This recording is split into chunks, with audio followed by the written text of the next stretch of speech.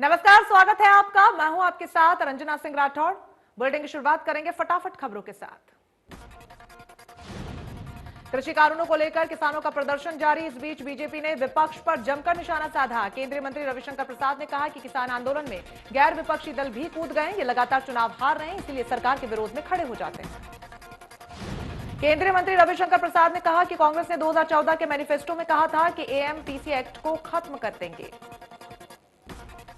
केंद्रीय मंत्री रविशंकर प्रसाद ने कहा कि राहुल गांधी ने 2013 में कांग्रेस शासित राज्यों के मुख्यमंत्रियों की बैठक बुलाई थी, जिसमें कहा था कि किसान मंडियों को फ्री कर देना चाहिए। पूर्व कृषि मंत्री शरद पवार ने एपीएमसी एक्ट के बदलने से लेकर किसान मंडियों को फ्री करने के लिए कई मुख्यमंत्रियों को चिट्ठी लिखी थी।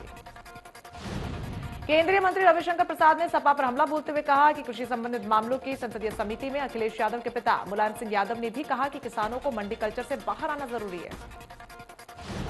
मंत्री रविशंकर प्रसाद ने कहा कि इन विपक्षी दलों को भले ही किसान संगठन नहीं बुलाते, लेकिन ये फिर भी वहां जाना चाहते हैं। किसानों की आमदनी को बढ़ाने के लिए समय समय पर अलग अलग राज्यों के कॉन्ट्रैक्ट फार्मिंग को लागू किया।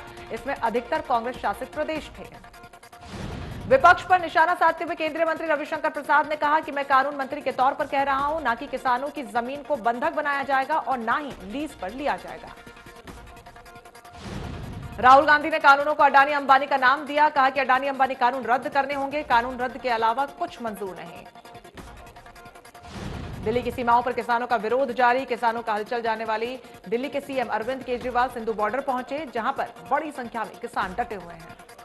अरविंद केजरीवाल ने किसानों के मंगलवार को होने वाले भारत बंद के समर्थन का ऐलान किया। दिल्ली सीएम अरविंद केजरीवाल ने कहा कि हम किसानों की हर मांग का समर्थन करते हैं। किसानों का मुद्दा और संघर्ष जायज है। दिल्ली सरकार और उनकी पार्टी किसानों के संघर्ष में साथ है। केजरीवाल ने कहा कि जब किसान बॉर्डर पर आए थे तो केंद्र और दिल्ली पुलिस ने दिल्ली के 9 स्टेडियम जेल बनाने के लिए परमिशन मांगी थी। हमने ऊपर दबाव भी बनाया गया, लेकिन कोई परमिशन हमने नहीं दी। केजरीवाल ने कहा कि हमारी सरकार लगातार सेवादार की तरह किसानों की सेवा करने में लगी हुई है और मैं सेवादार के तौर पर आया हूं। उन्होंने कहा कि किसान मेहनत करके अन्न उगाता है, ऐसे में हमारा फर्ज है कि हम किसानों की सेवा करें। किसान आंदोलन पर यूपी के सीएम योगी आदित्यनाथ ने कहा कि केंद्र ने किसानों के लिए कई क्रांतिकारी कदम उठाए, विपक्ष सिर्फ किसानों में भ्रम फैला रहा है। योगी आदित्यनाथ ने कहा कि भारत बंद के बहाने अराजकता फैलाने की कोशिश की जा रही है। उन्होंने कहा कि कांग्रेस ने घोषणा पत्र। किसान आंदोलन पर यूपी के सीएम योगी आदित्यनाथ ने कहा कि नए कानूनों का आप सरकार ने जारी किया नोटिफिकेशन, अब कर रहे हैं भारत बंद का समर्थन। प्रदेश के कृषि मंत्री जेपी दलाल ने कहा कि उन्हें कुछ खोने या कोई पद जाने का भय नहीं है। वे ढकोसले की राजनीति करने वालों को एक्सपोज करके रहेंगे। उन्होंने कहा कि किसान के नाम पर राजनीति करने वालों को अपनी आंखें खोलकर देखनी चाहिए। सरकार के साथ वार्ता में हरियाणा के हिस्से में एसवाईएल पानी की मांग भी रखनी चाहिए। कृषि मंत्री ने कहा कि हरियाणा के किसान पिछले 40 साल से अपने हिस्से के पानी के लिए तरस रहे हैं। यदि किसान हितैषी होने का दम भरने वाले नेता सरकार के साथ वार्ता और मांग पत्र में उस पानी की मांग को लेकर एक लाइन भी लिखवा सके, तब मैं मानूंगा कि वो सच्चे किसान हितैषी हैं। कृषि कानूनों के खिलाफ आंदोलन कर रहे किसानों के समर्थन में कई पूर्व और मौजूदा खिलाड़ी कृषि कानूनों के विरोध में अपना अवार्ड वापस करने राष्ट्रपति भवन की ओर निकले, लेकिन दिल्ली पुलिस ने रास्ते में ही उन्हें रोक लिया। किसानों के आंदोलन के समर्थन में पंजाब और अन्य राज्यों के करीब 30 मौजूदा और पूर्व खिलाड़ियों ने अपना सम्मान लौटाने की बात कही। पहलवान करतार सिंह के मुताबिक अभी 30 खिलाड़ी मार्च कर राष्ट्रपति को अपना सम्मान लौटाने जा रहे हैं। राज्यसभा सांसद दीपेंद्र हुड्डा महम में एक शादी समारोह में पहुंचे, जहां पर उन्होंने किसान आंदोलन को लेकर बोला कि कोरोना की आड़ में 3 काले कानून को लेकर सरकार सामने आई। इसके साथ ही दीपेंद्र हुड्डा ने किसानों की मांग को जायज बताया। कहा कि किसानों के शांतिपूर्ण आंदोलन को कुचलने की कोशिश की गई। किसानों के साथ होने की बात कहते हुए भी उन्हें कृषि कानूनों को वापस लेने की मांग की थी। किसान संगठनों की ओर से 8 तारीख को भारत बंद के लिए लोगों से अपील की जा रही है। 8 तारीख को सुबह से दोपहर 3 बजे तक दुकानें बाजार बंद करने के लिए अपील की जा रही है। भारत बंद की रणनीति बनाने में किसान जुट चुके हैं। 8 दिसंबर को भारत बंद का आह्वान किया गया है। किसानों ने देश का गांव-गांव जाम करने का दावा किया। किसानों की माने तो देश की आजादी के बाद पहली बार ऐसा भारत बंद होगा। आंदोलन में वॉलंटियर और पंजाब में घरों में बैठी महिलाएं और बच्चे बंद की कमान संभालेंगे। किसानों ने दावा किया कि केंद्र सरकार चाहे जितनी बार भी बातचीत का दौर चला ले, लेकिन किसान तीनों काले कानूनों को रद्द करवाकर ही दम लेंगे। सिरसा से लगातार किसानों का दिल्ली कूच जारी है। दर्जनों किसान 4 ट्रैक्टर ट्रोलियों से दिल्ली के लिए रवाना हुए। बरनाला रोड स्थित शहीद भगत सिंह स्टेडियम में चल रहे पक्के मोर्चे के धरने से किसानों का जत्था रवाना हुआ। दिल्ली रवानगी से पहले पक्का मोर्चा धरना स्थल पर किसानों ने केंद्र और प्रदेश सरकार के खिलाफ जमकर नारेबाजी की। किसानों का कहना था कि जब तक काले कृषि कानून वापस नहीं होते, दिल्ली में रहकर विरोध करेंगे। भारत बंद के दौरान जिले में मंगलवार को पुलिस का पहरा सख्त रहने वाला है। जिले में कोई अप्रिय घटना न घटे, उसको लेकर तैयारियां पुख्ता। पुलिस ने दमकल विभाग, वाटर कैनन से लेकर भीड़ के तितर बितर करने के लिए आंसू गैस के गोले का प्रबंध भी कर लिया है। दिल्ली में चल रहे किसान आंदोलन को सफल बनाने के लिए सरकार पर दबाव बने, इसके लिए किसानों ने 8 दिसंबर को पूर्ण भारत बंद का ऐलान किया। भारत बंद को सफल बनाने के लिए जुलाना में सभी खापे और संगठन एक साथ हैं। जुलाना में मेन बाजार और मुख्य सड़कों पर खाप और संगठन के लोगों ने मुनादी कर भारत बंद को सफल बनाने का आह्वान किया। किसान संगठनों के 8 दिसंबर को भारत बंद का व्यापार मंडल पूरी तरह समर्थन में है।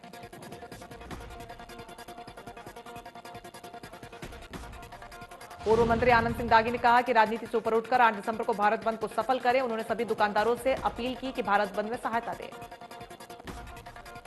उन्होंने कहा कि कांग्रेस पार्टी किसानों के साथ खड़ी है। सभी प्रकार सभी राजनीतिक पार्टियों को किसानों के समर्थन में आगे आना चाहिए।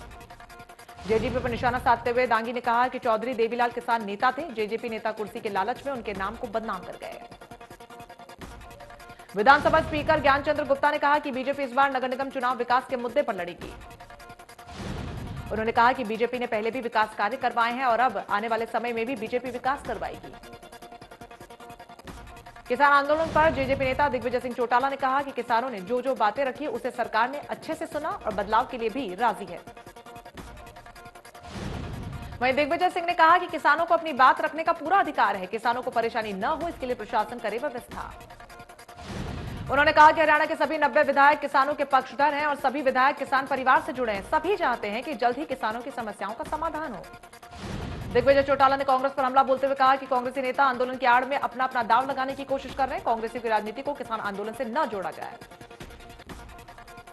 जबकि दादरी में फोगाट खाप, सांगवांग खाप और हवेली का चिड़िया खाप सहित व्यापारिक संगठन ने मिलकर एक मीटिंग का आयोजन किया, जिसमें भारत बंद को सफल बनाने के लिए रणनीति बनाई गई। सभी संगठनों ने मिलकर रणनीति बनाई कि हर गांव में ग्रामीण अपने सरपंच को लेकर शांतिपूर्वक ढंग से बंद को सफल बनाएं। 8 दिसंबर को होने वाले राष्ट्रव्यापी बंद को सफल बनाने के लिए किसान नेताओं ने सुभाष चौक सहित विभिन्न बाजारों में जाकर दुकानदारों से ऐतिहासिक बंद में सहयोग की अपील की। सभी दुकानदारों, रेहड़ी संचालकों, होटलों और संस्थानों ने मालिकों से किसानों ने अपील की है, ऐतिहासिक बंद में स्वेच्छा से सहयोग करें। भारत बंद को लेकर करनाल के एसपी गंगाराम पुनिया ने कहा कि पुलिस प्रशासन की ओर से सुरक्षा के मद्देनजर जिले भर में पुख्ता इंतजाम किए गए। जिले के सभी थाना इंचार्ज डीएसपी के साथ ड्यूटी मजिस्ट्रेट तैनात किए गए हैं। नूह में भारत और ऑस्ट्रेलिया के बीच खेले गए 2020 क्रिकेट मैच का सट्टा लगाने के आरोप में 5 लोगों को गिरफ्तार करने में सफलता हासिल की पुलिस ने। कैथल की मंडियों में हो रही धान की आवक के बाद बढ़े दाम से किसानों के चेहरे खिल उठे हैं। वीरवार को बासमती के भाव 4600 रुपए, मुच्छल के 3000, तो वहीं बासमती 2970 तक पहुंचा। भारत बंद को लेकर गुरुग्राम पुलिस तमाम तैयारियों में जुट गई है। गुरुग्राम में दिल्ली से लगते तमाम बॉर्डर्स पर सुरक्षा व्यवस्था को चाक चौबंद कर दिया गया है। पलवल जिला चारों तरफ से जाम रहा, जिस वजह से शादी समारोह में लोग समय पर नहीं पहुंच सके। तो वहीं होटल में हरियाणा यूपी बॉर्डर भी पूरी तरीके से सील कर दिया गया है। किसान आंदोलन को लेकर यूपी और मध्य प्रदेश से दिल्ली के लिए कूच करने वाले किसानों को जाने से रोकने के लिए पुलिस ने नेशनल हाईवे पर ट्रकों को खड़ा करवाकर कई किलोमीटर लंबा जाम लगवा दिया। किसानों द्वारा भारत बंद के ऐलान पर पेट्रोल पंप एसोसिएशन ने पंप बंद करने का ऐलान किया है। पंप एसोसिएशन के प्रधान शमशेर सिंह गोगी ने कहा कि करनाल सहित हरियाणा भर में पंप बंद रहेंगे। किसानों द्वारा बंद के आह्वान को लेकर भिवानी में विभिन्न संगठनों ने शहर में लोगों के बीच जाकर बंद करने का आह्वान किया।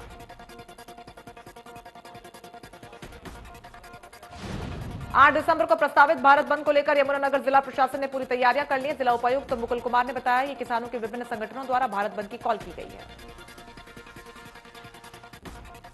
किसानों के भारत बंद के ऐलान को लेकर किसानों ने अंबाला में भारत बंद को सफल बनाने के लिए लोगों से अपील की। दिल्ली के सिंघू बॉर्डर से भारत बंद को सफल बनाने के लिए लौटे किसानों ने बताया कि अब यह आंदोलन किसानों का नहीं बल्कि जन आंदोलन बन गया है। मेवात में विजिलेंस द्वारा पकड़े गए तवाड़ू के एसआई महेंद्र सिंह का कोरोना की जांच करवाकर 1 दिन के रिमांड पर लिया गया। रिश्वत के आरोप में एसआई महेंद्र सिंह को हिरासत में लिया गया। होडल पुलिस ने नेशनल हाईवे 19 पर गौंची नहर के पास नाका लगाकर एक कैंटर से 50 पेटी इंग्लिश शराब पकड़ी।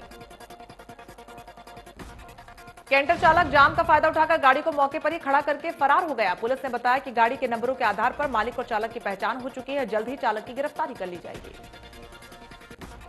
कैबिनेट मंत्री मूलचंद शर्मा ने बल्लभगढ़ रेस्ट हाउस में विकास कार्यों की जानकारी लेते हुए अधिकारियों के साथ मीटिंग की। बल्लभगढ़ में निर्माणाधीन लघु सचिवालय बिल्डिंग का दौरा करके जानकारी हासिल की।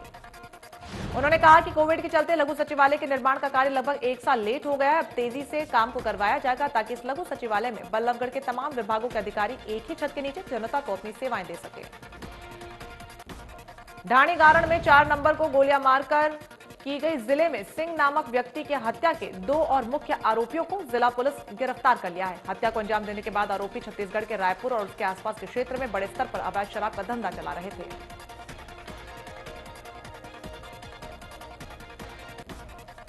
जुलाना पुलिस को गश्त के दौरान एक बड़ी कामयाबी हाथ लगी जब उन्होंने गुप्त सूचना के आधार पर जुलाना के कच्चा बाईपास पर एक युवक को हथियार सहित दबोचा। पुलिस को मुखबिर की मिली सूचना के अनुसार कच्चा बाईपास के पास एक युवक का हथियार लेकर घूम रहा है। पुलिस ने मौके पर जाकर दबिश दी। उसे कब्जे से 32 बोर अवैध पिस्तौल और एक 5 जिंदा कारतूस बरामद किया। पानीपत के गांव सिवा के पास दिल्ली पार्लर नहर में हुआ बड़ा हादसा। नहरी विभाग की लापरवाही के चलते गाड़ी नहर में जा गिरी।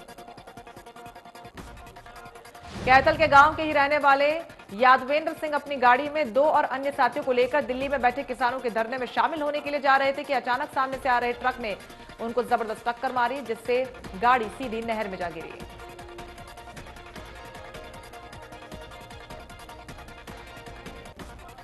सिवानी में कोहरे ने दस्तक दे दी है, जिसके चलते गाड़ी चलाने वालों को काफी परेशानियों का सामना करना पड़ रहा है। कोहरे के साथ इलाके में ठंड भी बढ़ गई है।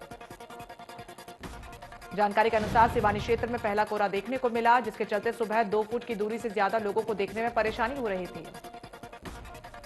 वहीं कोहरे के साथ ही क्षेत्र में ठंड भी बढ़ गई है, क्योंकि सिवानी क्षेत्र राजस्थान के चूरू जिले के साथ लगता है। यहां पर इस मौसम में सबसे ज्यादा ठंड होती है।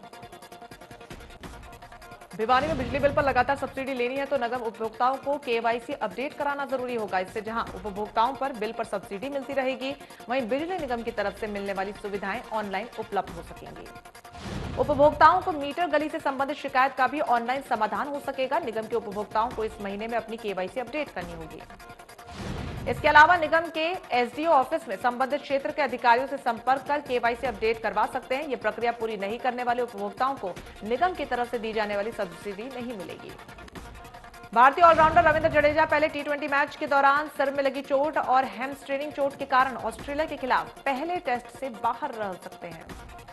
अपने करियर का 50वां टेस्ट खेलने की दहलीज पर खड़े जडेजा कम से कम 3 हफ्ते के लिए क्रिकेट से दूर रहेंगे, यानी एडिलेड में 17 दिसंबर से शुरू हो रहा दिन रात का पहला टेस्ट वो नहीं खेल पाएंगे। दिल्ली पुलिस की स्पेशल सेल ने शकरपुर इलाके में एनकाउंटर के दौरान 5 आतंकवादियों को गिरफ्तार कर लिया। गिरफ्तार आतंकियों में से 2 पंजाब और 3 कश्मीर के रहने वाले हैं। बताया जा रहा है कि ये सभी इस्लामिक और खालिस्तानी संगठन से जुड़े हुए हैं। लंबे वक्त से इनको लेकर ऑपरेशन चल रहा था। सूत्रों के मुताबिक गिरफ्तार किए गए 5 में से 2 आतंकी पंजाब से। ये सभी तरनतारन में शौर्य चक्र विजेता बलविंदर सिंह संधू की हत्या में भी शामिल थे। बलविंदर सिंह ने पंजाब में आतंकवाद के खिलाफ लंबी लड़ाई लड़ी थी। उनकी हत्या पिछले दिनों पंजाब के तरनतारन जिले में की गई थी। फिलहाल आतंकियों को गिरफ्तार करके पुलिस उनसे पूछताछ कर रही है। सिरसा में कोरोना के कारण एक व्यक्ति की जान चली गई। राम कॉलोनी का रहने वाला था मृतक। सिरसा में कोरोना के कारण मरने वाले संख्या 110 हो गई है। 24 घंटे में 25 नए कोरोना के मामले सामने आए। देश में 24 घंटे में 32,981 नए मामले आए सामने। 391 मरीजों की हुई मौत। 96 लाख से ज्यादा टोटल केस, तो वहीं 4 लाख से ज्यादा केस एक्टिव। दिल्ली पर कोरोना का शिकंजा 24 घंटे में सामने आए। 2,706 नए मामले, 77 लोगों की मौत, 26,000 से ज्यादा केस एक्टिव। महाराष्ट्र में कोरोना से 4,757 नए मामले सामने आए। कुल मौत का आंकड़ा पहुंचा 47,694 के पार। तमिलनाडु में एक दिन में आए 1,320 नए मामले। अब भी 10,000 से ज्यादा केस एक्टिव। अब तक 11,000 से ज्यादा लोगों की गई है जान।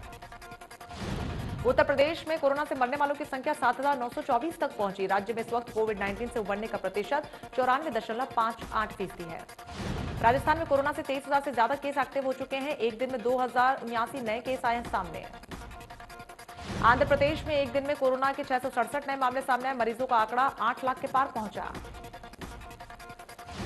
पूरी दुनिया में कोरोना के आंकड़े हुए 6 करोड़ 70 लाख के पार। 15,35,000 से ज्यादा मरीजों ने गंवाई अपनी जान। पूरी दुनिया में 2 करोड़ 24 लाख के पार कोरोना के केस एक्टिव। अमेरिका में कोरोना ने जमकर मचाई तबाही। कुल मरीजों का आंकड़ा 1 करोड़ 47 लाख के पार। अब तक 56 लाख से ज्यादा मरीज हो चुके हैं ठीक। कोरोना के मामले में पूरी दुनिया में तीसरे नंबर पर ब्राजील। अब तक 1,76,000 से ज्यादा कोरोना के मरीजों ने जान गंवाई। कुल मरीजों की संख्या 67,77,000 के पार। प्रधानमंत्री मोदी ने आगरा मेट्रो रेल परियोजना के निर्माण काम का वर्चुअल माध्यम से उद्घाटन किया। 2 कॉरिडोर वाले इस प्रोजेक्ट के जरिए सैलानियों को मदद मिलेगी। इस परियोजना के चलते टूरिस्ट स्पॉट जैसे ताजमहल, आगरा फोर्ट, सिकंदरा को रेलवे स्टेशन और बस स्टैंड से जोड़ा जाएगा। आगरा के 15 बटालियन पीएससी परेड मैदान में उद्घाटन कार्यक्रम किया गया।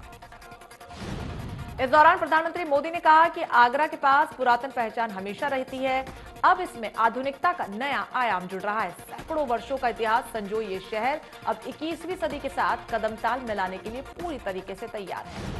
आगरा मेट्रो रेल परियोजना के निर्माण के शुभारंभ के मौके पर पीएम नरेंद्र मोदी ने कहा कि आधुनिक सुविधाएं और आधुनिक कनेक्टिविटी मिलने से पश्चिमी यूपी का सामर्थ्य और बढ़ रहा है। पीएम ने कहा कि देश का पहला rapid rail transport system Meerut से दिल्ली के बीच बन रहा है। दिल्ली मेरठ के बीच 14 लेन का एक्सप्रेसवे जल्द ही इस क्षेत्र में लोगों को सेवा देने लगेगा।